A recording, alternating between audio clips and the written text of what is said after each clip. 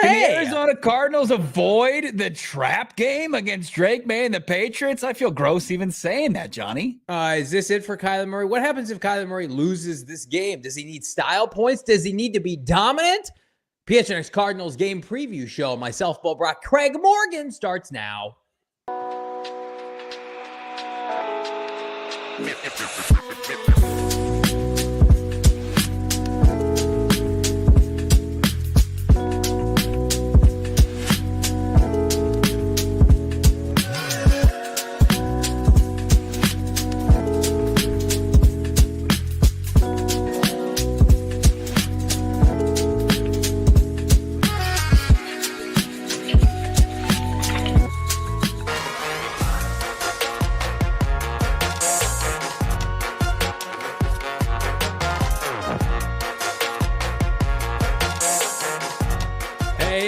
Welcome in live from Studio K, presented by our friends at Circle K. It's the PHNX Cardinals podcast, your premier Arizona Cardinal podcast. Like and subscribe.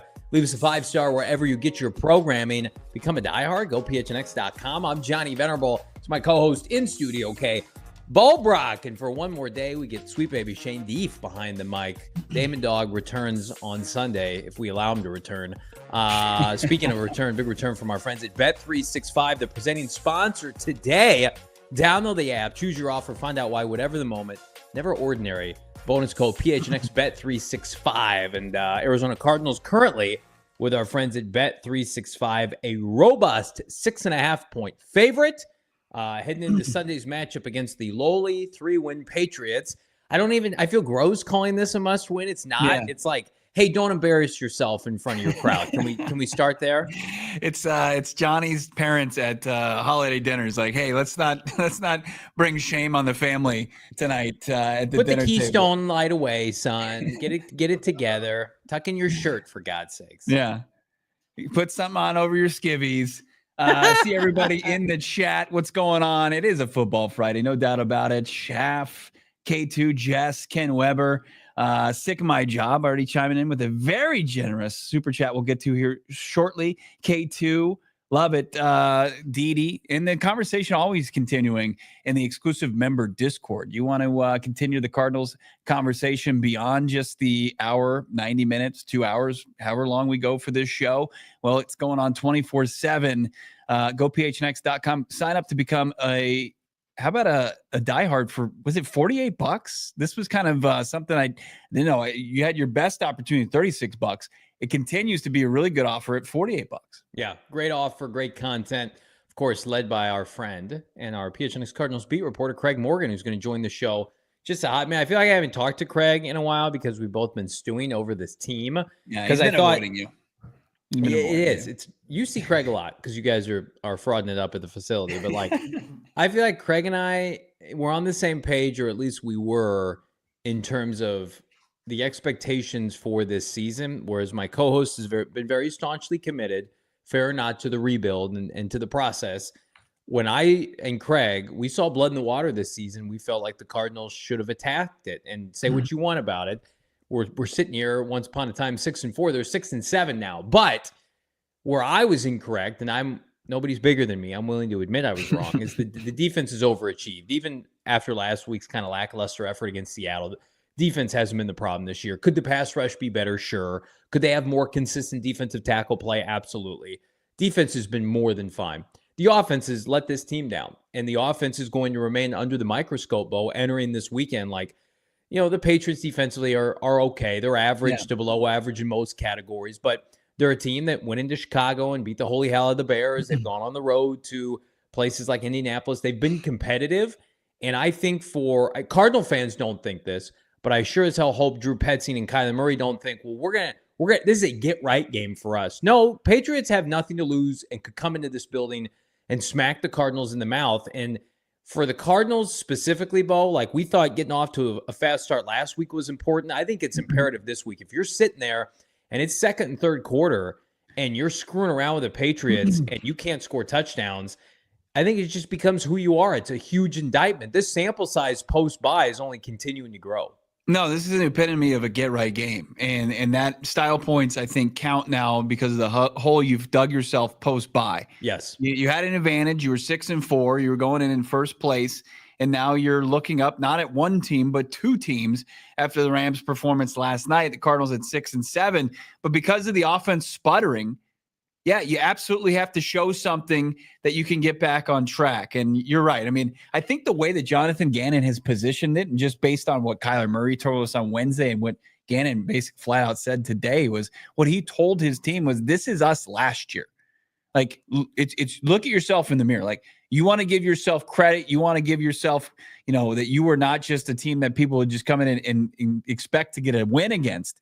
If you want to not overlook this team, this is you last year. This is a team that's going to come and scratch and claw for everything that they have.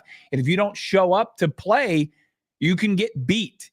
Despite the disparity between talent, and the Arizona Cardinals have certainly a year ahead in their rebuild, have more talent on their roster on both sides of the football, but they need to prove that. And they just haven't done that. They just haven't played well, especially on the offensive side. I know they kind of took a step back defensively last week, but offensively, 3 touchdowns over 3 games, and the undisciplined play up front that they've had, and then the turnovers, just doesn't play against anybody. I don't care if they've got 3 wins or if they've got 11 wins. We talked about it a little bit earlier this week. Last year at this time, it felt like Kyler Murray was not playing for his job, but he just had to show some things, right? And I think he showed enough. 2-to-1 touchdown to reception ratio, beating a couple playoff teams, the signature win of the year at Philadelphia. Like, there was really good mojo coming out of last season, right? And I thought they carried it into this year through 10 games.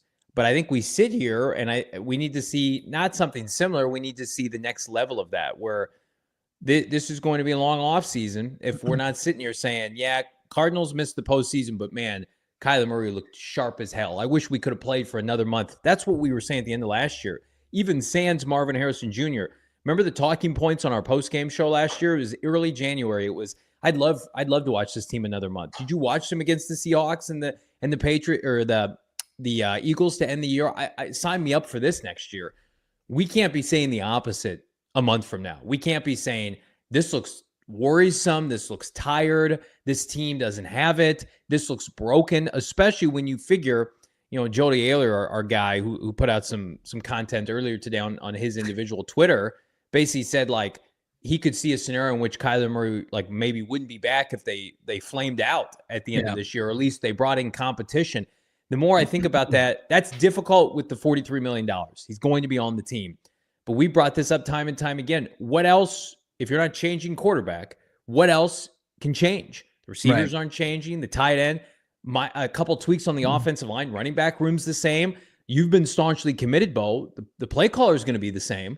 So when you've got an arrow that right now is pointing down, and if you don't get it pointing up again, I mean, there's no longer of an offseason, we know as football fans, than the NFL offseason. And there are so many opportunities for this fan base to get the pitchforks out. It's got to start this weekend. It's got to be an influx of statistics and wins for Kyler Murray.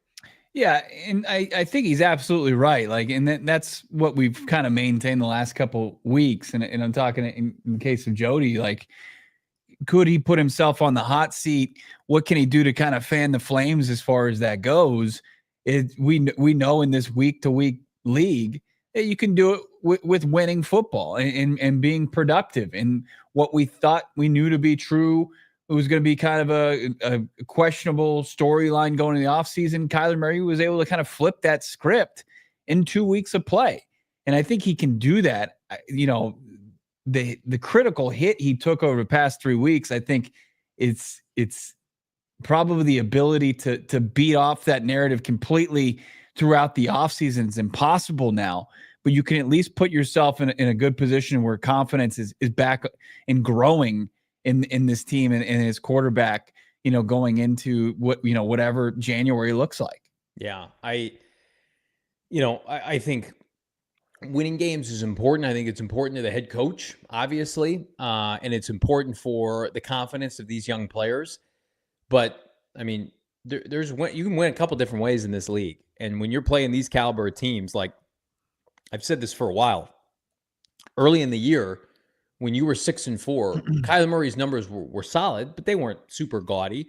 But it's, the visual of Kyler Murray's leading the NFC West with the Arizona Cardinals. I think even going like 3-1 down the stretch, if it's a James Conner-led, defensive-led, output, that still leaves some wiggle room to say, well, what did Kyler Murray do to beat New England or Carolina? Now, I'm not going to have that argument.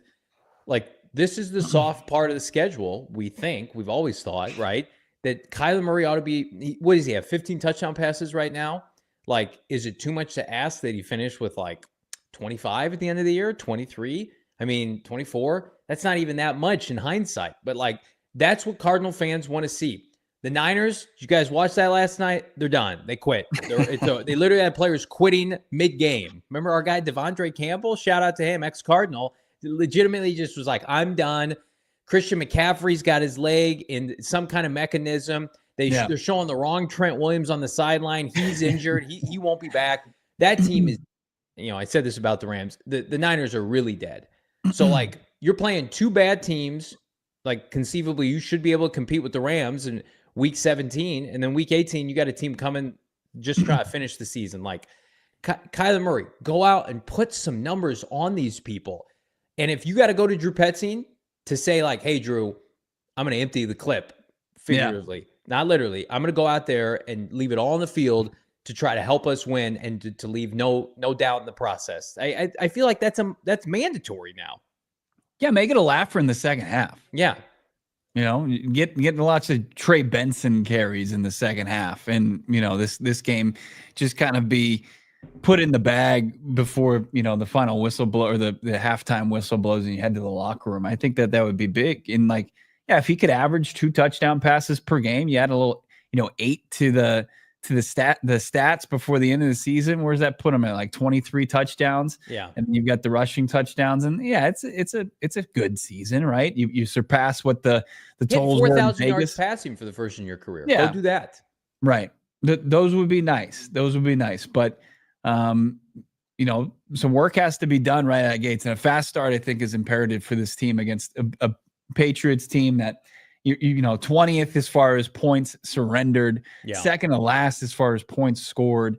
The expectation is that the defense should be able to kind of continue the status quo and take care of business against a rookie-led offense. Jonathan Gannon has shown that his defense can show up in a big way against rookie quarterbacks. We had a solid performance against C.J. Stroud, forced him into 3 interceptions last year. And then you had the Caleb Williams really not be able to do anything against the Cardinals. Took way too many sacks, although he didn't put the ball in harm's way. Like, I think it's pretty important to get your hands on a couple Drake May footballs this week as the Cardinals defensive secondary. But, I still can't get away from this offense. This offense it just seems to be the storyline. And you can hold off the Wolves. Like, they're never going to cower at this point just because of what happened the last 3 weeks. But if you can put together back-to-back performances and make the game in week 17 against the Rams important, then that starts another, opportunity for Kyler Murray to lead his team to what would be a big victory. Or if they fall short again, it's going to continue to take hits, which is it's not crazy. It's just what the stats are going to show you. 10 games into this season, you had almost defeated the trolls. Like, you would flip the narrative on Call of Duty or doing good charitable work. That doesn't diminish that. It's still great work by Kyler Murray off the field. But everything was trending. That's why this 3-week stretch has been so demoralizing. It almost feels like the rug has been swept up underneath us. Like, I can't believe we're sitting here having this kind of conversation, talking about, is this the guy that can win with this team long term? It's really unbelievable how this has happened so quickly. But that's this league, and you live and die with it every week. Here's something I'm gonna pose to you, Bo. And we talked about it, and it's going to be very damning if they go into this matchup. And we'll talk about Bryce Young next week. What if Drake May just looks way better as a thrower of the football than Kyler Murray this weekend? That's a huge indictment of everybody involved. Like, whether or not Cardinals get a win, like, just Drake May looks more dynamic than Kyler Murray. The third quarterback taken in this draft that wasn't available for the Cardinals, but just like the Cardinals have been in a position to take another quarterback. They've stuck with K1. Like, Kyler Murray can't let Drake May and Jalen Polk come into his building and tear it up, right? Like I remember a couple of years ago where Jalen Hurts came into State Farm Stadium and almost beat Kyler Murray and looked great, and it was a precursor to all the Yeah. good things Jalen Hurts was about to do. I feel like the Geno Smith and the Darnold kind of Pandora's box here. Like we felt like the Cardinals had the quarterback advantage damn near every game post bye, sans Stafford in week 17.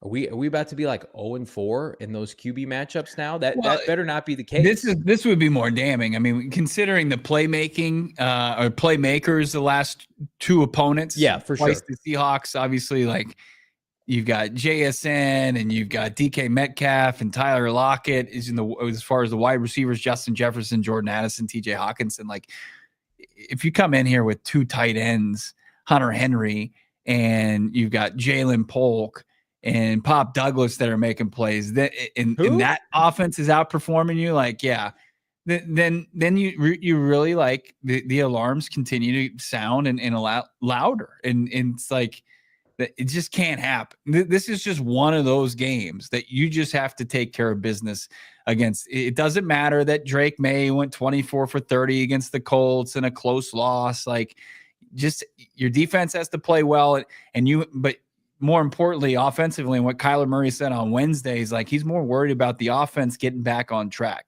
Like they have to find some sort of consistency, and that's important to like everybody involved, from Kyler to your top pick, Marvin Harrison Jr., to, your second-year players that you relied upon, and Paris Johnson Jr. and Michael Wilson, and even Trey McBride is a part of that with no touchdowns. And even despite, all the success that he's had, 80-plus catches, 800 yards, just an unbelievable season. And then, James Conner, who just got a 2-year deal, and then your play caller, Drew Petzing. It's like, okay, we have all of this. Like, we're excited about all of you, but we underperform. What's the deal? What's the rub here? And I think this would just continue to kind of, turn up the heat. Is the heat turning up on Drew Petzing along with Kyler Murray? And is there an in-house replacement that Cardinal fans are clamoring for? Plus, we're going to hear from JG. That's right around the corner on PHNX Cardinals.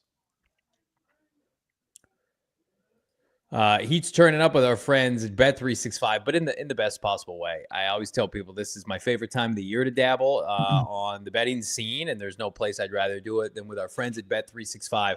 Of course, college football bowl season, elite. College football playoff featuring ASU, elite. Of course, the NFL stretch run followed by the postseason, a little NBA action. It's so good, right? Outside of March Madness and then like early kickoff in the NFL, like this is it. And this is it for you with Bet365, because they're here to just supply endless amounts seemingly of bonus bets. $5 can get you $150. If you haven't signed up yet, it's like, do you like free bets to make you money? Like, you hit on this. How about a nice $25 money line bet on the Arizona Cardinals and just keep cashing that sucker out? Find out why, whatever the moment, it's never ordinary with our friends at Bet365. Just got to download the app. 21 years and up, physically located here in the great state of Arizona. If you were someone you know has a gambling problem, wants help, call 1-800-NEXT-STEP, text NEXT STEP to 53342, or visit problemgambling.az.gov, Bo, for more info. If you're looking for really any kind of stocking stuffers, if you're looking for some great gifts, look no further than friends over at Verizon. And it's going to take you making a switch that's necessary to the best network available. Verizon Access is going to get you experiences that you love. But, 'tis the season. You've got that $200 Verizon e-gift card that you can get in on right now. But also, Verizon Access is going to get you experiences that you love by teaming up with Verizon to hook you up with Suns tickets. That's right. KD potentially returning, and you could go get yourself to a Suns game. Go to gophnx.com/Verizon for a chance to win lower level seats, 4 of them. See Suns game January 12th along with prepaid parking. If you're a Verizon customer, you'll get Verizon Access tickets to the best in sports, music, entertainment, and also get the winning 5G network. Power up your day. Check it out right now. Go phnx.com/Verizon. Thank you, Verizon, for hooking up the PHNX family. It's awesome that we can do this giveaway. No purchase necessary. Sweepstakes ends Friday, January 3rd, so get in now. I love that for Verizon. That's way better than when I go to Target and with my son, and we're trying to get some stuff done, and I got those people that are like, hey, can you sign up? And I'm like, what are you going to give me? They're like, literally nothing. And I'm like, well, I'd rather go to Verizon. They'll give me $200. What are the Cardinals getting from Drew Petzing? Let me read some statistics here. This is from our friend Theo Mackey at AZ Central. Theo, excuse me, does a great job. And he put this out on Twitter 2 days ago. Cardinals offense, 3rd and long, 6+ yards. They're last in conversion rate, 16.7%. They're last in yards per pass attempt, 4.1. And they have a negative 14.8% completion percentage over expected. So, again, something we've talked about. If it's 3rd and long, the Cardinals are V-bad. They're arguably the worst in the NFL. And they have Kyler and Marvin and Trey and Michael and James Conner. And yet they are the definition of, I think I can say this, they are ass in that department. And so, yes, people want to clamor for Kyler Murray to be better. But I always go back to, like, I know Kyler Murray's arm works. I've seen him complete deep passes. I know it's a few years ago was the best deep ball thrower in the NFL. I don't know how he just comes off a cliff. I watch him on 3rd down. He is coached to, in my opinion, check the ball down and live for another day. And so that day, maybe the chickens are coming home to roost here. Drew Petzing, do we have a Drew Petzing problem? And can Drew Terrell, the passing game coordinator, potentially fix that? Bo, you were on the Twitter streets earlier today. The people want Drew Terrell. People are ready to bail on Drew Petzing. Yeah, we don't get to showcase Drew Terrell. He's the wide receiver coach and the passing game coordinator. Actually, a guy that very young, actually Arizona native, went to Hamilton High School before going on to Stanford and playing there, and then was in Washington with the Commanders, working with Scary Terry McLaurin in that wide receiver crew early on before he interviewed for the Cardinals OC position. They liked him. They offered them this position. And we talked to a different assistant coach every Friday. And this week it was Drew Terrell. A lot of the questions were aimed towards Marvin Harrison Jr. We'll start with his comments as far as MHJ. What he wants to see MHJ do over the last 4 games of the season. I want to see him keep smiling, continue to grow. Like I said, continue to have a profound joy in playing this game. I think what's going to come naturally is he's going to take a deep breath and exhale and be like, all right, like, I'm in the NFL. This is what I've worked my whole life for, and this is what it is. You know what I mean? Because, like, when you're working your way up to this level, it's always like this massive thing you've got to attain, and it's almost, I don't want to say you're putting too much weight into it, but it's kind of like this, like there's an expectation of what it's supposed to be like. You know what I mean? And now he knows. So I hope I see him in this offseason exhale and like, all right, I'm Marvin Harrison Jr. I'm a bad mother, and they got to feel me next time I'm out there. Will you? Love that. I mean, I'd love that to happen before the offseason. I think that's something that needs to happen like a couple weeks ago, right? Well, maybe that isn't happening because they got to go back to the drawing board with this playbook. I mean, you tell me. Like, what do they need to know? What do they need to do to rev him up? Because right now, we talk about it like every show. Like, they keep coming back to the fact that this offense, like, he has to pick his spots really, and they don't do rhythm timing passes in this offense. It's basically like have your head on a swivel and maybe we'll throw you a bone. You know, no, I mean it's supposed to be rhythm and timing. It's just the rhythm is never, they've never found it. It's 2 left feet, right? And yeah, Drew Terrell continued to kind of talk. You know, I'd asked him because we see very publicly Deebo Samuel by the Twitter streets and getting community notes, and then failing in prime time on Thursday Night Football. And wait, there were community notes? You didn't see that? When was this? Yeah, it was on Sunday or Monday that Deebo Samuel went to Twitter and said, "No, I'm not struggling." Something along those lines, saying, "No, I'm not struggling." And community notes hit him with, "He's leading the team in drops. Yes, he's struggling." Oh my God. And then last night was just kind of the final nail in the Deebo coffin, along with the 49ers season last night when he dropped that slant that he probably could have taken in the house for the only touchdown in the game. And then, of course, A.J. Brown on the other side of things, where it's a team that's won 9 straight in Philly, but, their passing attack, like the Cardinals, is kind of non-existent downfield. Yeah. I asked Drew Terrell, this is traditionally an outspoken position. How do you keep your guys' team first? And this was his answer. Man, I think a lot of credit goes to those guys on that. First of all, the two top dogs in the room, Michael Wilson and Marvin, are as good of teammates as you're going to have at that position. And sometimes I tell those two guys, you being too damn nice. Like, receiver got to have a little bit of like, hey, like, throw me the ball on that. You know what I mean? Like, but you know, in all seriousness, those guys are great. They do a great job, and they set the tone for the rest of the room on how to carry themselves. How much progress? You see a little bit of a, like when you look at a Drew Petzing press conference, it's very like the play calling, very conservative, right? And then you talk to somebody like Drew Terrell, and it just seems like he's a little bit more cavalier, a little bit more aggressive. You know, obviously with a more of a wide receiver's background, like could they be more aggressive in their approach downfield if you had somebody like Drew Terrell that, you know, Johnny, you have his source is somebody that's a rising star in the Cardinals organization. And, you know, despite the struggles of their wide receivers in their passing game, I wonder, like, if you gave him the keys to this offense, if it would change. But, you know, I'll maintain there's a lot of respect for Petzing within the walls of the organization. Yeah. It's not that same sentiment isn't held by the fan base. I understand that. I'm not naive to that. But I think that, you know, from Gannon to Terrell himself to Kyler Murray to, you know, everybody that's a part of that offense, they respect Drew Petzing, and they think that they can get this back on track.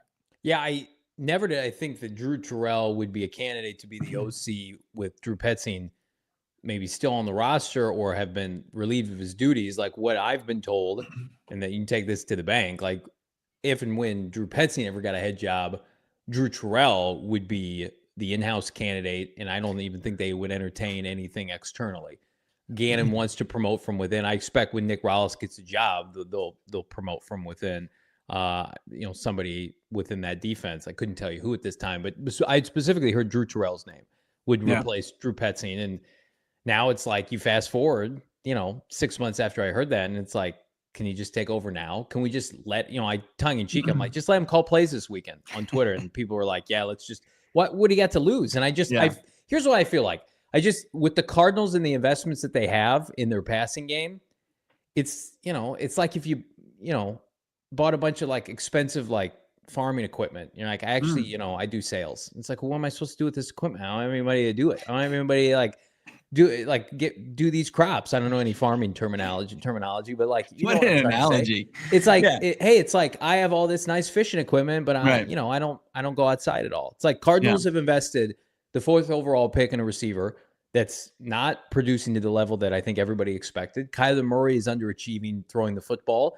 Trey McBride can't get a touchdown. Like, say what you want about Trey McBride and his no touchdowns. Like, that's on Drew Petzing too. Like that's an embarrassment. That I think it gets fixed this weekend, by the way. But Trey McBride, at least in those situations, like I can right now rattle off 4 opportunities that is not on Petzing that the Cardinals have blown as far as McBride catching a 100%, touchdown. McBride had a couple balls that aren't going to be called drops, but they were balls that were broken up that were very catchable, and then 2 balls that Kyler Murray flat out missed. He missed the one in Seattle. He missed, I listen, everybody's got blame to withhold here, but like, I'm just turn your brain on if you think for a second, like, well, you know what? The Cardinals are going to side with their offensive coordinator over their $43 million quarterback or the 4th pick in the draft. You'd have to be a moron to think, no, you know what? We're just going to keep doubling down on it. No, it's like, because here's the thing at the end of the day. Monty Ossenford, not Drew Petzing, selected Marvin Harrison Jr. Monty Ossenford, outside of Michael Bidwell, is the most powerful person in the Cardinal organization. Thank God for that. Does a lot of good, right? You don't think Michael Bidwell's going to Jonathan Gannon, or excuse me, Monty Ossenford's going to Jonathan Gannon? Like, guys, why does it look like this? I know football. I'm watching other receivers be showcased. Like, get it together. It's easy when you're winning. And we can say, like, it's great. They have the number 4 offense in the NFL running the football, and they're 6-4. But we all knew, like, there was some fool's gold in that based on the opponents and some of their wins. They were low scoring. And we always knew you were on borrowed time with this defense as the season went on. Now it's just like, hey, guys, it's mid to late December, and you don't have a passing game to speak of downfield. You got to make do with what you have. And I'll never be conditioned to the mindset, Bo, that, like, That's just dead in Kyler Murray's game now. It's over for him. He can't throw the ball downfield. Come on, get out of here with that. Like, they were lauding his performances over the summer. His arm is still very lively. He can throw the ball downfield. The passing game, the scheme, it just hasn't caught up to the Cardinals' talent. And I think the biggest indictment of Petzing is you kind of live by the run, die by the run, and he has not been able to buck that since dating back to Cleveland. It's in his DNA, and he needs to evolve. But I think to Drew's point in that clip, is there time to evolve with 4 weeks left, or are they just going to try to hold on for dear life? Well, he's certainly kind of just him speaking a little bit off cuff and is joking a little bit about his guys and how they need to be they're being too nice. Yeah. And we're talking about very respectful first and second year receivers. I mean, we talk to Michael Wilson all the time. Like, you'd be hard pressed to find somebody more respectful. Yeah. Than on the Cardinals roster. Is he going to be the guy that's in his second season, barely through his second season, go and say demand the football? And is Marvin Harrison Jr. going to demand the football from their 6-year quarterback? I just, I think that's where you're going to find, okay, the youth is that's the downside to it. Like, it's, hey, you got 2 great budding receivers, right? But are they going to do like a Justin Jefferson if he's not seeing enough targets in a game, or a Jamar Chase? I think that's probably what you can find is a downside. But I also like I think the people that see the aggressiveness just in the way Terrell talks versus what Petzing talks, and just understanding that, like, hey, you guys need to say, hey, rip that ball, throw it to me. And like that's what people at this point have been pushed into the corner of watching this offense dink and dunk around. Like, hey, just show me something. Just rip a ball downfield. Prove me wrong. Like, throw that ball. I think that's why people find Drew Terrell appealing, especially when, the current offensive coordinator is through 13 games, kind of refuses to do it. So yeah, that's where that is. That people want to see some sort of substance of a downfield passing game.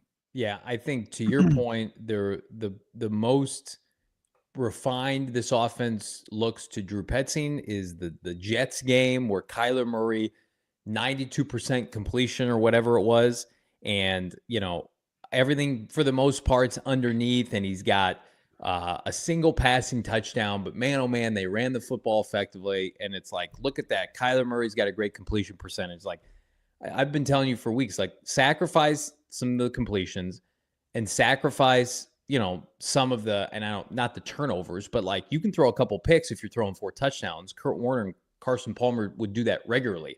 Take some chances here. What do you have to lose at this point? Like, you're playing bad teams now. Are you a bad team, or can you beat the bad teams? Like, I love James Conner. He's well deserving of his new contract.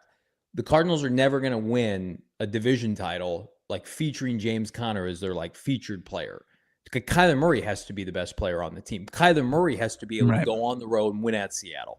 Like, you're running the football. What do you do this day and age why do you run the football? To set up play action, to set up the passing game. The Cardinals like they set up the run to run it some more. I feel like they're setting up something down the road. Like, even when I asked Drew, Petzing about where do you choose to go, conservative or aggressive in, second and third and long situations, like, I'll run it just because you can kind of create the idea of running the football to set up the play action. It's like, we just didn't really see it. Like, that was the time to throw the football. So it's like, you can try to be setting up the defense for something down the line, but if it's going to come down to you're just scoring a touchdown a game, it doesn't matter. You got to at some point, you got to say, hey, we like our quarterback, we like his ability to throw the ball, and we like our wide receivers to win their one-on-one matchups. So we're going to drop some plays to try to force the issue. Cardinals are on pace to give up like 29 sacks this year. Isn't that wild?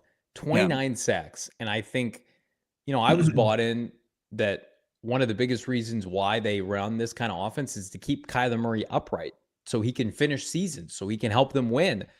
But it's like, if you're sacrificing production for minimal hits on K1, but you're not winning the games late in the year anyway. It's like kind of a double-edged sword. Like they get the ball out quickly. He evades sacks, doesn't throw too much. I mean, hell, Bo, he hasn't had a 3 passing touchdown game since week 2, right? But you've got an offensive line that's exceptional in pass protection. Like something just this doesn't add up, right? There's a big missing component here. And I think it goes back to the conservative nature of this offense. And for those who push back on that, like Petzing was conservative last year, obviously with Joshua Dobbs, because it was Dobbs. They were conservative back in Cleveland when he was, co-coordinating or assisting that offensive regime under Kevin Stefanski. Like, there are different expectations when you have a franchise quarterback with what you're paying him, the players you've drafted. Like, the offense should be significantly more efficient. And it's just, we're in a position now where we have to question like Marvin Harrison Jr. and his validity as the 4th overall pick. It's incredibly disappointing. Cardinal fans don't want to sit here and be like, oh my God, the Cardinals are ruining Marvin Harrison Jr., but that's the narrative right now. Kyler Murray's ruining Marvin. Why can't they figure this out? This should be easy. The NFL's never been easier to throw the football. Why is it so hard for you to get it together? There's so many narratives right now. They just have to put that to bed. They have to do everything. I almost think that is on par, Bo, with winning these last couple games. You have to exit this 4-game stretch with universal support that Kyler Murray's the guy, and that Marvin and Kyler Murray's connection is going to go off like 1,500 yards next year. Everybody needs to be thinking about that trajectory, not the opposite. Well, I think that people know that if you do get that facet of your game going, success is going to follow. Yeah. So if you do it well against New England, you do it against Carolina, you go 2-0, and you're in another big game against the Rams, and you showed the way to pass. You've passed against the Rams before, and I know their defense is trending really well right now. But like if you trend the right way in your passing attack, if you can get the offensive side of the football going, you should give yourself a shot in each and every one of the next 4 games, and then who knows what that's going to turn into. Yeah, it almost feels like the Cardinals need to add something to their arsenal that doesn't exist right now, right? Like, you felt the kind of grasping for air these last couple possessions of the last 3 games, where it's like I don't know what to do with my hands. I don't know what I'm doing. I can't. We don't have the infrastructure from Drew for me to throw deep here. Like, I can't put together a 2-minute drive, and go figure that out. Like, and here's what I'll give Sean McVay like infinite credit. The Rams are evolving every year, all year. That's all the Rams do. They evolve their offense, their philosophy. They win with defense, but then when they have to turn the passing game on and when they have to turn the offense on, like against the Buffalo Bills, they can do that. Yeah. They can win games 12-6. They can win games like 45-42. The Cardinals, right now, it just feels like they can win one way, running the football and then complementary defense, or dominant defense and complementary run game. It's the passing game. We've said it. We'll continue to say if they miss the playoffs this year, and it looks likely, it's going to be the big reason why, which is just, it's very depressing if you're a Cardinal fan. Super depressing. We got more from JG plus injury reports and Craig Morgan around the corner on PHNX Cardinals. The only thing coming up clutch, not the Cardinals. How about our friends at Circle K? It's America's thirst stop right now. And I'm looking to go right after the show. My wife said, I need some items from Circle K. I said, honey, I got you covered, and we're going to save money in the process because of the new free membership program, the Inner Circle. All you got to do to download, enter your email and phone number to be fully enrolled. After that, you just get all the deals on deals with your phone number. And hell, it's even easier than that. I don't know if people know this, Bo. Like, when you go and pump at the gas station, save 25 cents per gallon your first 5 fill-ups. People are always asking me, do I have to go inside? Do I have to fill out a form? No, you literally input your phone number at the station and you're good to go. It takes like 30 seconds to do, and you're saving money every single time. Plus, after those first 5 fill-ups, you're just saving 3 cents per gallon every single time. 79-cent Polar Pop or Froster. Join the Inner Circle for free by downloading the Circle K app today. Terms and conditions apply at participating locations. Visit CircleK.com for more details, Bo. Let's talk about our friends over at Empire today. It's kind of daunting sometimes when you're looking at upgrading flooring? Like, where do you turn? It seems like it's a huge investment. It absolutely is. And Empire Today is going to walk you step by step through it. It's going to be a quick, convenient process in your house, your apartment, your condo. It's going to look great. Carpeting, flooring, whatever it might be. Check them out right now. Go to empiretoday.com/PHNX and immediately start your journey. $350 off. That seems like a good start to anything. $350 right off, no problem. And you can tap into their virtual floor designer as well. empiretoday.com/PHNX. Just upload pictures of your dwelling to your smartphone, and you can see what the new carpeting flooring is going to look exactly like it is once they get it conveniently installed there. Check it out right now. Go to empiretoday.com/PHNX right now. Use the promo code PHNX, and you can start that journey by saving $350. empiretoday.com/PHNX to save $350 immediately on your flooring needs. Great stuff from our friends at Empire Today, and great stuff from everybody in the chat. Drop a like on this video. Yeah, great stuff. Got to catch up with many of our partners last night. Talked to our friend Ben from Circle K. Also, many people from Wild Horse Pass, Gila River Resorts and Casinos, Branded Bills. Everybody was well represented last night. We had a little partners happy hour. It was awesome. So like everybody that we bring up on this show, really good people behind that as well. Some new partnerships coming your way to look out for, but really nice to catch up with everybody. I put Max Simpson on high alert that I will be in studio on Sunday, and I will be looking to steal a Branded Bills hat. Little sticky fingers, Johnny not Venerable. buy. I'm stealing. I'm stealing stuff, and it's coming home. You're going with your wet boy. bandit style. 'Tis the season. You're just gonna have those sticky hands, and you're just. I'm gonna be the opposite of Santa. I'm here to take for Johnny. I want that hat my co-host has, and I will do anything to get it. You can get it right now. Go phnx.com. I always tell this story. I do my drop off and pick up my kids' school. Every other person I see has a Brandon Bills hat. It's a movement. We got super chats. We got Craig Morgan. We got an injury report. Did Drew Petzing get his pacifier taken away? Amari DiMercado not going to play this weekend.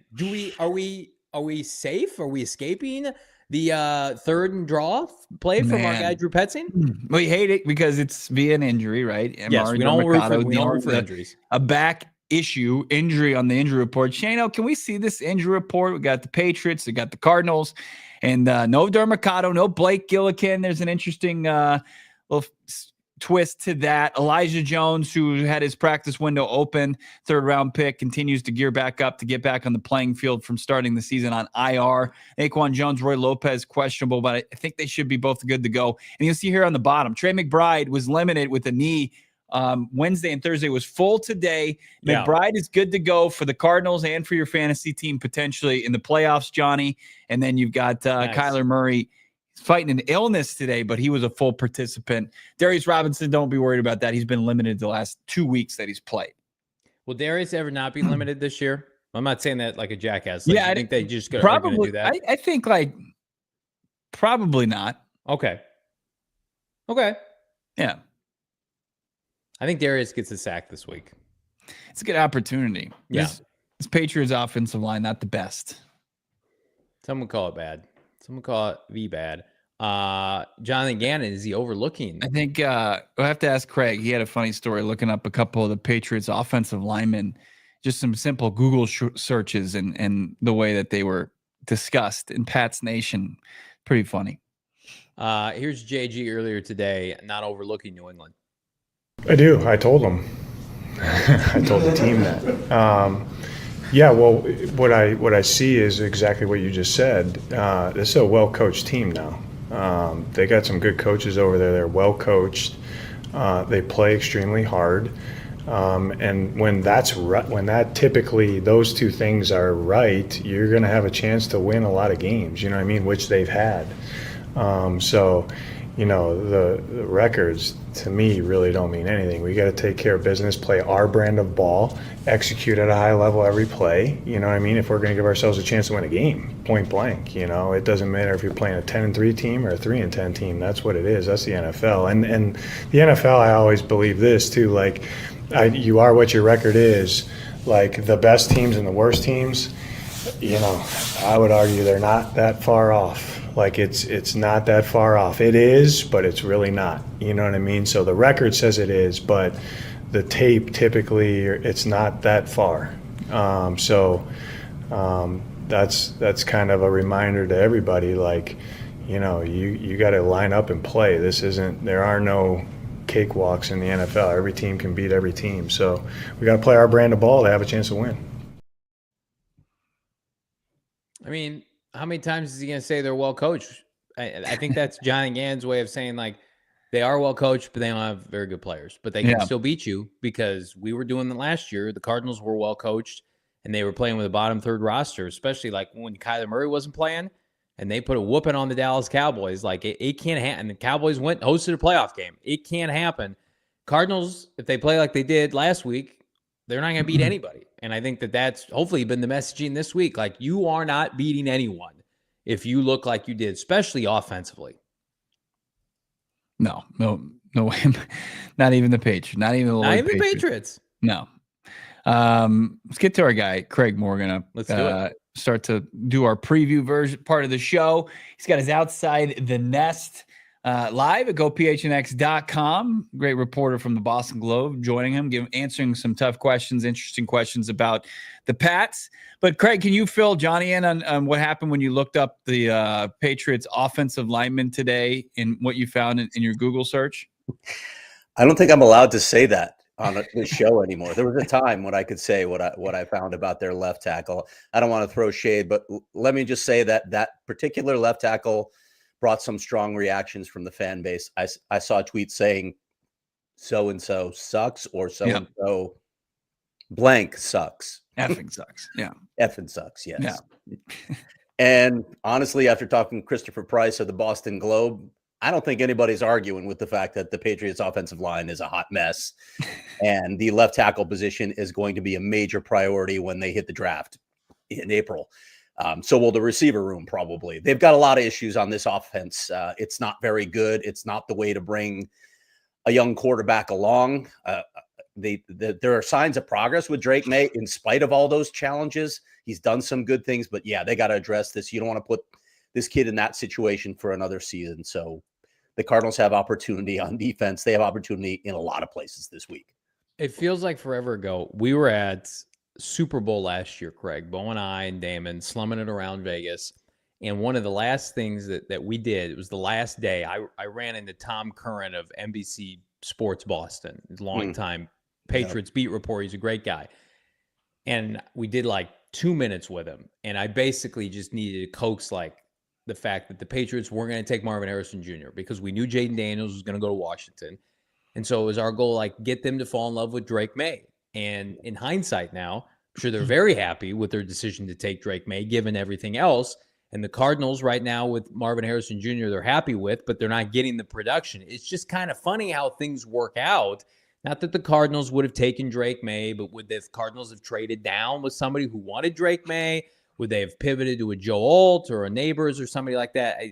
Only time will tell what's going to work out best for everybody. But I think it's funny now in hindsight, like what I told Bo unequivocally that you cannot have happen besides a loss this week is Drake May can't come into State Farm Stadium and look like a better quarterback than Kyler Murray. Like Kyler Murray needs to take the QB1 card out and say, hey, young pup, like this is my stadium. I'm going to go off this last month. If Drake May comes into State Farm Stadium and outplays him, it's a big indictment, win or loss. Completely agree with that. Listen, they can't lose this game. No, you can't lose this game and sell any kind of progress at that point. This is just, if they lose to a team as bad as the Patriots at home, after what we've seen the last 3 weeks, no way anyone's buying what you're selling at this point. No, there isn't progress. This is just another late season collapse by the Cardinals like we've seen every season for how many seasons stretching back to eternity. Yeah. Not the Bruce Arians era, sorry, but you know what I'm talking about. You got to win these games. Kyler Murray said it himself. The good teams win these games in December and January. The Cardinals aren't doing that. You need to, and I want to talk about this. You guys know what I want to talk about today. I want to talk about some of the things we want to see in these final 4 games. Just getting back on the winning track is one of those guys. They have to, whether you believe momentum is real or not, season to season momentum is real. I don't know that Jonathan Gannon ever figured that out after an exhaustive study, but You need good vibes going into this offseason. You don't want to feel the same way that you felt every other season just about with this organization. You don't want people saying, same old Cardinals. Certainly don't. We can get to the Marvin Harrison Jr. conversation, but, I think one comes with the other. You had a chance to catch up with Isaiah Adams, the new Arizona Cardinals starting right guard that kind of came out of nowhere in last week's game. He played 71 snaps after playing just a handful here and there. He's going to be their second Cardinals drafted and thrown into the starting lineup offensive lineman along with Paris Johnson Jr. Craig, that's been a group that's kind of had a tough couple weeks here. When you look at, just trying to throw deep balls, you need to certainly have time to do so. And it feels like Kyler Murray's the sack numbers haven't been gaudy, but he's been running for his life. What should we know as far as Adams, being a little bit new to the position? Is that something they can trust? Christian Barrymore comes in. He's probably the most established on that Patriots defensive line. That interior pressure isn't going to be overbearing again. Well, I don't know that we have any sort of proof yet that he can handle that job. And it was mixed results, obviously, last week. But I'm glad to see that they did it. I'm glad to see him in the lineup because let's be honest, they're not making the playoffs, guys. And I know Jonathan Gannon says, I'm not a guy who's going to play young players all the time just to play them. I believe in putting the best guys in and winning games. But sorry, this is where you get a little gentle pressure from your GM to say, no, it's time. It's time to find out what these guys can do because they represent the future of this franchise. I want to see a guy like Isaiah Adams in there. Give him those valuable reps late in the season that are going to help him going into next season. We all know the GMs stand by the guys that they choose in the draft, right? They're going to get preferential treatment. So let's see what they got because this is, in fact, the future of the franchise. Oh, I think you're 100% right. And I think we could be seeing the same thing with Robert Taylor Demerson, who was playing really good football, and then Jalen Thompson came back, and we know he's been banged up with injury. Taylor Demerson needs to play just like Isaiah Adams needs to play. I mean, we've got really encouraging numbers on Max Melton. Why? Because he's been playing. Because Sean Murphy-Bunting got hurt, and Max Melton went and ran with a job. Like, if this team is going to take the necessary steps next year, it's got to be through this rookie class. Like, I 100% agree, and I think it's the right decision. Adams is going to be up and down because he's a raw prospect, but then you enter this offseason outside of left guard, that offensive line is set. You have all your starters. You have 3 tight ends. Like, Craig, this is what we've been talking about for the majority of the show. Like, this offense, play caller, quarterback, pass catchers, offensive line, they're missing a left guard. Isn't that wild? And then we sit here and we're like, why is the offense blowing the NFC West? To me, it's like something's got to give here. And I told Bo, like, style points mean something this final month of the season. You can't be having 17 to 15 games like you did against the Chargers kicking field goals. Like, you obviously want to win, but at the same time, if you're not putting up crooked numbers on some of these teams and circling the calendar back to like the Jets and the Bears game, people are just going to be like, you know what? This ceiling's looking at about 8 wins with Kyler Murray. This has to be a position where Kyler Murray and this offense makes people feel good about prospects in 2025. No question. That you guys mentioned it earlier in the week. This has to be a get-right game, especially for this offense. I feel that way for a lot of pieces of this team. I feel that way about the coaching staff. I feel that way, to a degree, about the defense as well, which should have an opportunity against a terrible offense. They should have a chance to shine in this game. But, yeah, you got to get right.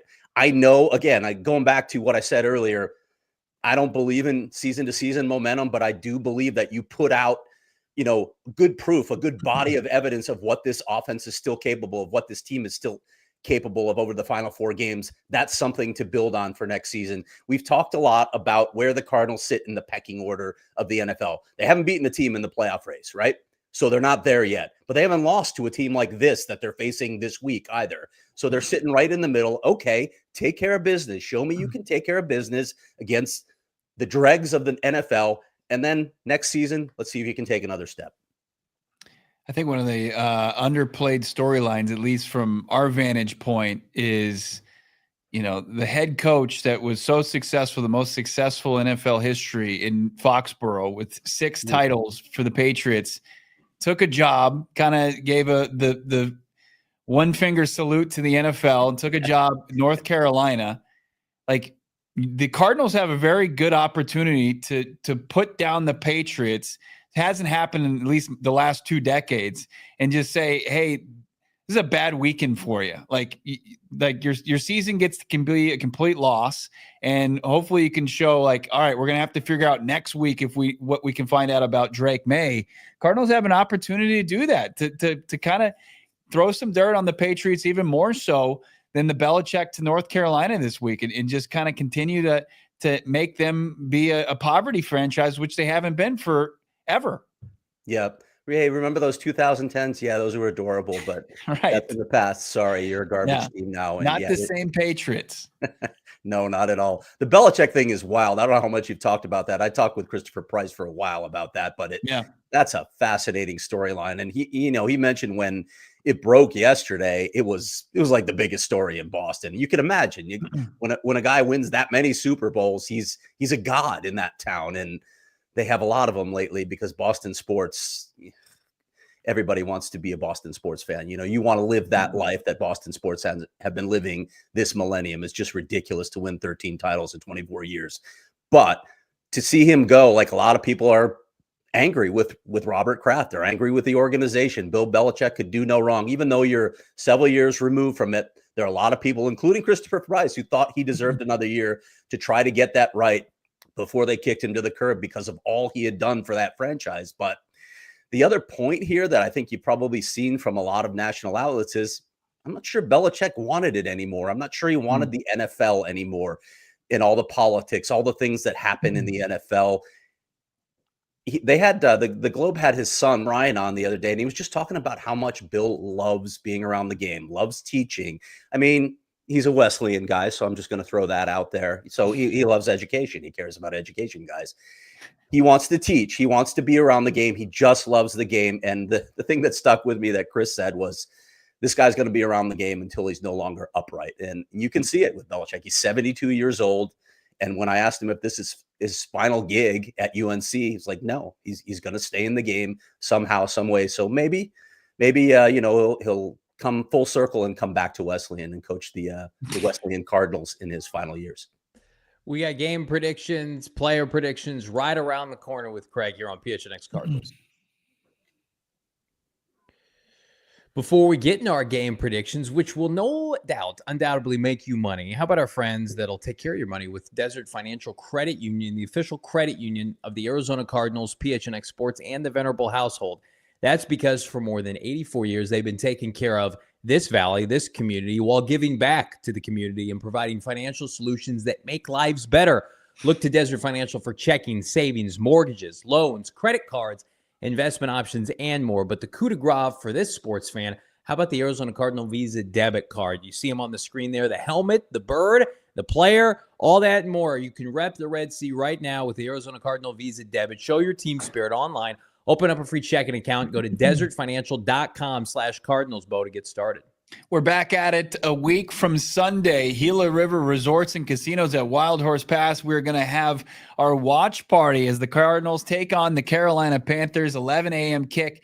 Come over for little kegs and eggs. Come hang out with us for our customized menu. Johnny, Britt, and Golden are going to be hanging out there. I believe Craig Morgan's going to rejoin the crew, as I'll be in Charlotte chopping it up with the team post-game. But looking forward to get back over there because, of course, you can achieve legendary status over at Gila River Resorts and Casinos, one of their 4 great AAA 4-diamond resorts. How about not just Wild Horse, Lone Butte, Vequiva, and Santan Mountain? The experience the best the Valley has to offer. You can go big or go home a winner. They're upscale, approachable, casual, classy, bar and bar none. You got their selection of dining options that great taste. How about Shula Steakhouse?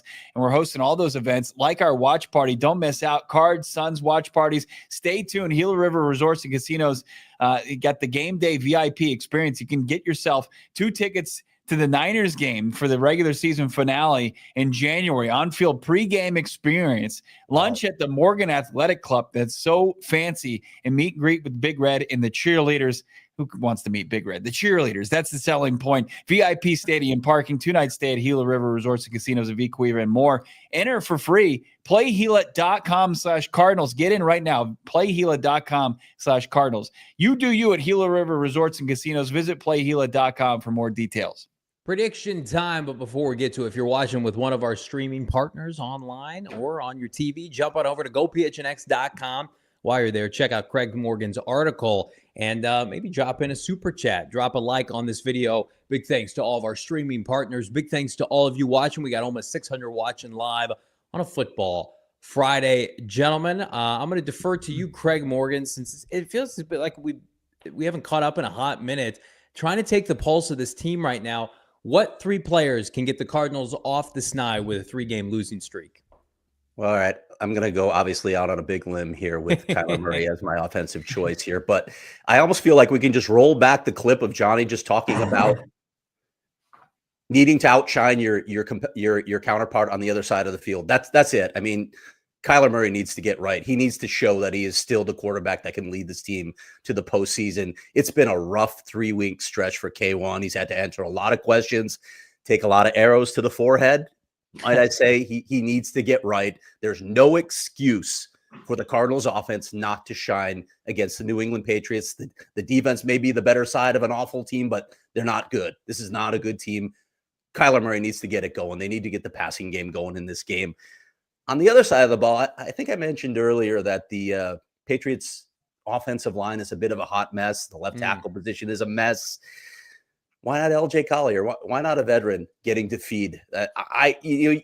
You can pass it around, right? You can pass a baton around on this defense. That's the way it's been all season with different guys shining. But I feel like this is time for a veteran to step up and make some plays, maybe get to the quarterback, something that we're going to be talking about a lot this offseason. So let's go with LJ there. And then Chad Ryland, not only does he have something to prove as my X factor in this game because he's had misses in the last 3 weeks, and he might be playing for his job with Matt Prater just chomping at the bit to get back in the lineup.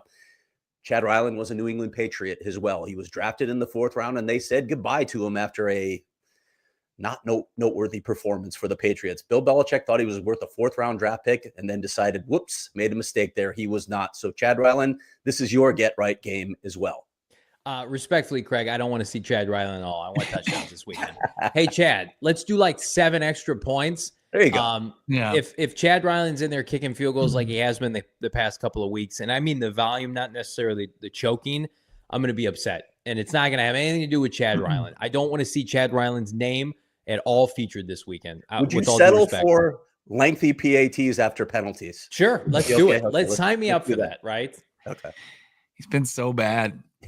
Inside 40 yards, he's just been bad. It's really unfortunate. But LJ Collier has now reached, he's got a new career high in sacks. He's been great the last couple games, 3.5 on the season. I think he's done a good job making a case for himself to come back on another, maybe a longer contract with the Arizona Cardinals. Let's go to my key players of the game before we get to our predictions. I got James Conner. That's Marvin Harrison Jr. But it's all right. You want me to go? Yeah. You go first. Let me take care of it. Because, Craig, you highlighted the rookie infusion. All of my prediction players this week are rookies. Love it. Start anew here. No one wants to see this team lose with old players. With all due respect, if the first 2 picks of the Cardinals don't have kick-ass end of the months, it's an indictment of everybody involved. Marvin Harrison Jr., Darius Robinson need to be a freight train from hell this weekend, slapping the Patriots around, Marvin torching Christian Gonzalez, Darius Robinson sacking Drake May. You had 2 first-round picks. You sold everybody on just a bargain bin, garbage 2023 season. Why? So you could splurge in last year's draft. It's time for the chickens to come home to roost. We need to see the return on investment. It's December. They're not rookies anymore. Well, Darius is a rookie, but you know what I mean. This team needs to let these guys play free, comfortable. They're at their home landscape. I need to see impact players. And then also Trey Benson just deserves more carries. DeMercado is out this week.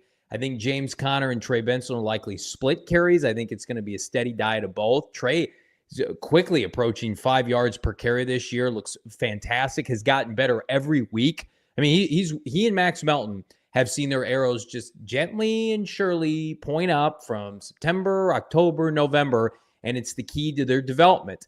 Marvin Harrison Jr., I need to see a rocket ship strapped to his back this week. I need to see him coming in and out of his breaks like his back's on fire, that this team has just ignited a fuse under him. Because if you're Marvin, like, you hear people talking to Drew Terrell about you. You hear Brack and Craig Morgan stand at your locker saying, like, what's going on, buddy? It's week 13. You hear the questions that JG and Petzinger posed. It's like, wouldn't it be great if we got through an entire week and we didn't have to talk about this and it was just a known commodity that the 4th overall pick was a killer that could go out there and take over games? I want to sit back and do a post-game show Sunday having a rookie showcase. Do that. Come on, JG.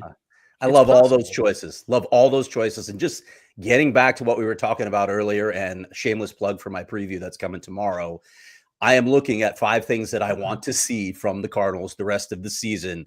Getting that Kyler Murray to Marvin Harrison Jr. connection going in these final 4 games is number 1 on the list. And then seeing these young players get time. There's no reason not to play these guys and see what you got. Those are my top 2 in tomorrow's story. So love all those picks from JB.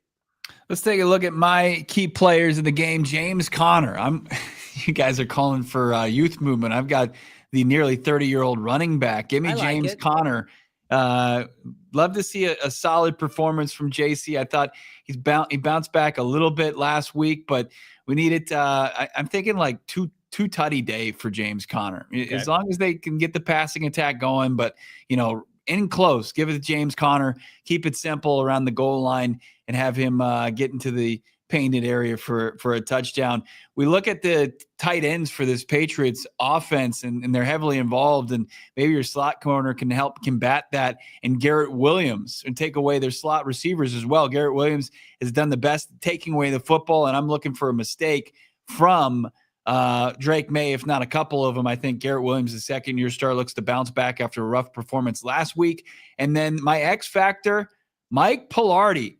Who the hell is Mike Pilardi? He's probably your starting punter on Sunday because Blake Gillikin was ruled out. And Craig, we saw Pilardi over there. The key here is him just holding those kicks from Chad Ryland. Like, I think that's an overlooked area here. Like, Mike Pilardi is going to hold, just as far as getting the football down so Ryland can get it up there. I think that holder position is far too overlooked. So Pilardi's got that plus punting duties, and you can see here he's a former Patriot as well. Can the Cardinals get a good game from their replacement punter? I think that's going to be key.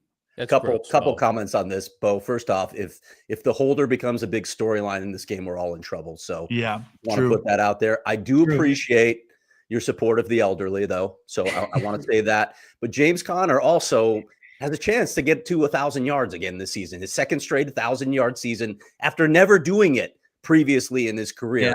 He needs to get back on track. So I agree with that completely. They need to get JC going again because he's obviously going to be around for a couple more years. I'm gonna say the thing you're not supposed to say. I don't care about specialists this week. I don't want to see them. I don't want to see the punter this week. I want to convert third downs. I wanted to put one, but I'm not sure he's going to get elevated. I want it to be Michael Carter's season. I want him without Amari Dermacado. I nearly put him as my X factor, but I'm not so confident. I think it's like a 50-50 coin flip that he could get elevated, and they carry the 4 backs on the active roster like they've done all season, and Carter fills in, but he doesn't play the same role. That's why he's been on the practice squad all season as Dermacado. He's not going to be a guy that's going to be in there and pass pro. So I think DJ Dallas will be the third down back. I think there's a chance he sees some time at the third down back. He got some carries against like the Jets and the Bears, remember? Yeah, hopefully DJ Dallas gets more carries because of why he was getting carries in the last games he saw action. So let's get to these predictions. What do we say as a PHNX Cardinals show? Across the board. Got Johnny 24-17. I've got a little bit of bigger margin of victory, 26-13. Craig going for the biggest margin of victory here, 27-13. Craig, explain yourself. The Patriots offense is anemic for starters. But I do like going back to what we were saying. I feel like this is a get right game. This is your chance to just blow it all out. You need to turn up in this game. The offense needs to show up in this game. And I thought they were going to turn out last week. I thought they were going to show up against the Seahawks, and they didn't. They got embarrassed. So they need to prove to me, they need to prove to the Cardinals fan base, they need to prove to a lot of people that this thing is still for real and that we should have faith going forward with this offense. I think I think the Cardinals could shut out the Patriots on Sunday. I think that Nick Wallace could put together that kind of performance. You're laughing. It would not surprise me, but the offense has to do its part to do that. The offense can't be anemic. Like, I think, how many times this year has the defense played 2 bad games in a row? I don't think it's happened. I think the defense typically always bounces back, and I think that they're going to eat against Drake May, assuming that he doesn't go off. But they can't do that unless the offense like puts together like drives and finds the end zone. The Patriots just can't be hanging around in the fourth quarter. So I actually like Shane's prediction a lot because I look at 17-10. I don't like it. I don't want to watch. Well, that I don't game. like it, but I feel like it's probably, if we take the pom-poms, rose-colored glasses off, probably the most likely outcome. Because I think we're hopeful because we see the ingredients. You guys see that every day. But what leads you to believe the Cardinals can score points right now? They can't. Everything in the red zone looks impossible for this team. What leads me to believe they can score points is the Patriots. It's just the Patriots. Like if you can't do it against a 3-10 team, we got problems. But I like you that, Johnny. You don't want to see Rams 49ers 2.0? No? Don't want to watch that again? Okay, neither do I. Yeah. 17-10 would be a bit of a sludge, too much of a sludge. Like, need to see offensive football, and Shane wants to rob us of that with hhis prediction. It's his last gift to us as our fill-in producer. I almost hit you guys with the 15-9 game with just straight up gross 8 field goals total. Just some bad football. I'm telling you. Can you imagine Johnny in the post game after that game? I can't. Well, I couldn't do that. I can't do this anymore. A win does not escape Kyler Murray from criticism, and 17-10 with a James Conner 2 touchdown day. I mean, like, Cardinals, I feel like a good chance to force some turnovers. Again, I think defensively they're going to be okay because they're too well coached. The eyeballs are on the offense, and this offense, I think there's almost equal amount of pressure as last week, because now it's like people look at you like you're flailing, you look unprepared, and now it becomes the shift of the mindset goes from, can you win the NFC West to, are you even the quarterback? Are you even the play caller? Do we even want you guys around? Which is I'm sure is frustrating for them. Yeah. Jess speaks for most of us. I want to watch a competent and fun football team I love, even though they hurt me. They do, week in and week out. They're hurtful. That's spectacular. Craig, you don't hurt us. Great content, of course. Go PHNX.com. Follow Craig S. Morgan on Twitter as well. In Blue Sky, I believe. Craig, thanks, man. Yeah, thanks for having me, boys. And listen, you knew why I talked to Isaiah Adams before I go, right? You knew why. You knew why I went in early. It was all about. It shows up in the article. We talked about Maple Leafs for a while. I didn't include a lot of the content, but we could have gone deep on the Maple Leafs. So, all right, boys. Thank you. See you Sunday. Let's get to these super chats, Johnny. Let's do it. Super generous. Sick of my job. $20. We made him wait all show, or her wait all show. I figured it out. JV, call the Cardinals frauds, and they whooped the Patriots this Sunday. Reverse jinx. The Cardinals have been super fraudulent post-bye. We all anointed them, including myself. I called the Rams dead. They're very much alive. I've got egg on my face. They've made me a huge, embarrassing fraud failure on this show. So figure it out, fraud Cardinals, because right now, I mean, like every Sunday, we just want good things for you, and you just let us down. Yeah. 199 from Trevor. There any chance for the Cards to make the playoffs? Mathematically, they're still alive. They need some help from teams playing the Seahawks, and they need to basically win out. They have an 11% chance, and the only reason why that's significant is the greatest player in franchise history wore 11. So we'll ride with that. Oh, okay.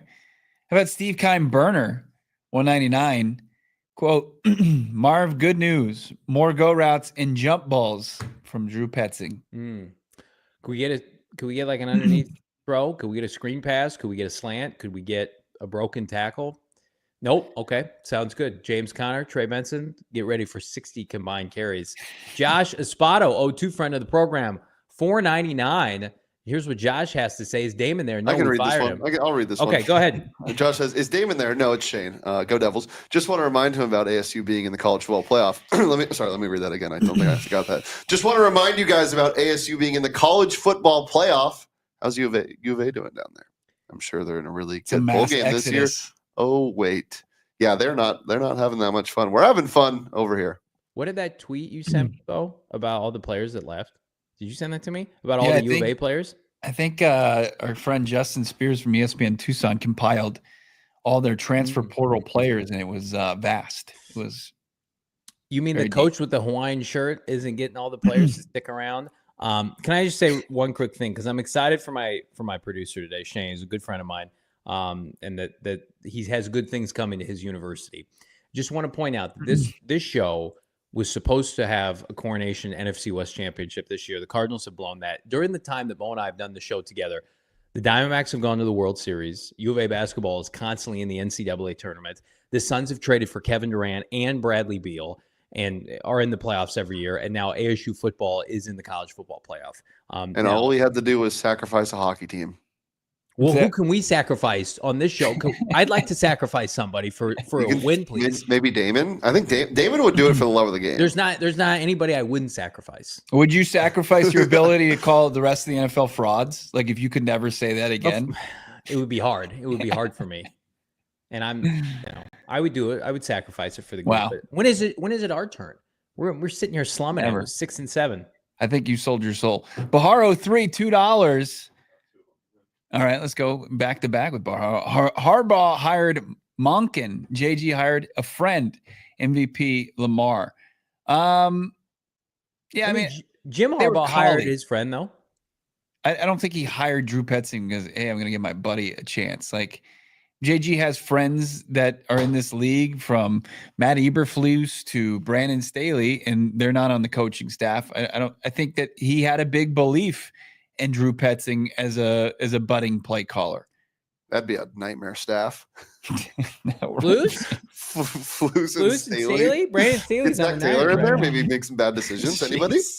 Can let me back up JG for a second here. They also took like the assistant strength and conditioning coach from the Browns, and the Cardinals have been much better in that department. And they took the assistant offensive line coach, and save for their Seattle performances, the offensive line is one of the strengths of the team. So most of JG's hires have been aces. Drew, it's not like Drew's a bad offensive coordinator. He just might not be a good fit for what they need to do to get to the next level. Iron, $20. Thank you so much, Iron. Hold on. Let's stick with Baharo real quick. Missed that. Go ahead. Both Drews are bad. Coach from Cleveland and Ron Rivera. Who's the other Drew? Terrell. I mean, how much – I like Terrell a lot. How much weight does his word carry right now? I mean, the offensive coordinator calls the plays. I don't think we have a good evaluation of Drew Terrell until he's able to call plays. Iron, $20. Thank you for the $20 super Thank you chat, so much, Iron. And I just heard that our super chats starting on Sunday will be going. All the proceeds will be going to Operation Santa Claus. So it's going to be going to a great cause. No longer are we going to be lining the fat pockets of Johnny Venerable. They're going to be going to Operation Santa Claus. I'm about to pull the Grinch. That's my money. You're not touching it. Get your grimy hands away from it. It's going to Operation Santa Claus. Iron, though, let's be real. Cards won't go to the postseason. 6 teams we beat have a 35 wins and 45 loss record. We are middle of the pack this year. We could be better, but coaching staff doesn't know how to evolve our offense to compete, ending up 8-9. I agree with the first half. Who are the teams they lost to? Vikings playoff team, Washington playoff team, Packer playoff team. They lost to Seahawks, who look like they're a playoff team. They lost to Buffalo, who's going to the playoffs. If they finish 8-9 and lose those last 2 division games, somebody better be fired. You can't start 2-0 in the NFC West and lose 4 straight. You cannot. If it looks bad, I want to be sitting there on Black Monday, and I want not Gannon, but I want coordinator changes. I want position coach changes. I want personnel changes. All the goodwill you would have built up after beating the Rams and the Niners, and you barely beat the Niners, I don't want to hear it. Cut the you-know-what. Fire some people if that happens. If they get to 8, but if they get to 9-8, yes, say their losses to their only loss, maybe potentially over the next 4 games, is to the Rams. Yeah, it's an indictment that they can't win the big game. But if you're looking at year 2 of a rebuild, and your losses come to playoff teams. And I think that it's not going to be, the wrath of Monty Ossenfort raining down. What if they lose those division games to end the year?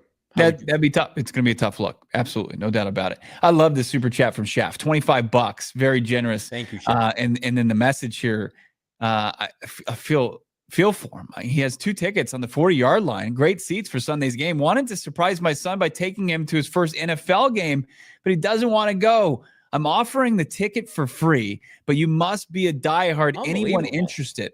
Love that. It's awesome. I'm sorry your son doesn't want to go. Regardless of who's playing, it's 2 NFL teams. Should be fun, man. I hope somebody takes him up on this offer. Do it.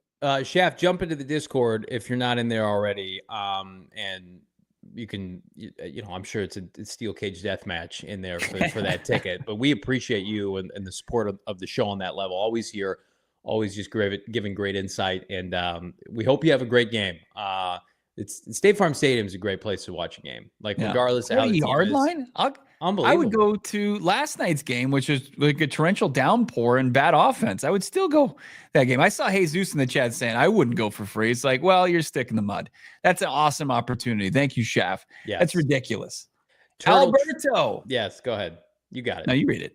1999. I think K1 and Petsy need to abandon the whole QB running is the icing on the cake mentality and show the fan base that they're serious about winning.